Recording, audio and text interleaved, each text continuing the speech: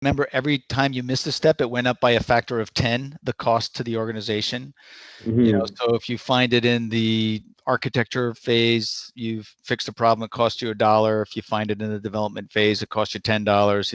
If you find a bug in the test and QA, it costs you $100. But if it's out in the field, it costs you $100,000, right? Yeah, I love it. I love it. Yeah, That's perfect. yeah. There is it does scale by an order of magnitude for sure. Awesome. Cool. Well, I like that. I might steal that off you and use that in future discussions. Absolutely. Should we jump into the production stage and anything else on testing and QA that we should cover before we move over? No, I think we did a great job there. Okay, let's get into production. So we're ready to go. We got a little rocket ship icon here, kind of symboling, what we feel is the stage of our development, and we're ready to blast off. So what are some of the things that we're as we're in that final stage, getting ready for production, that are the most critical points that people should be looking at? So from our point of view, our developers and the QA team have both agreed that we are ready to commit the code.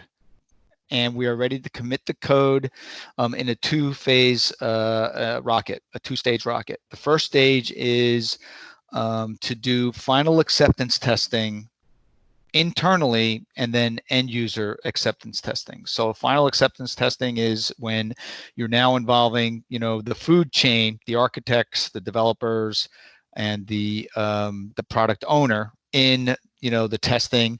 They're now looking at the screen. They look at the color of the buttons, and they're looking at the placement of the buttons, and they're looking for latency and response times and all of the other things.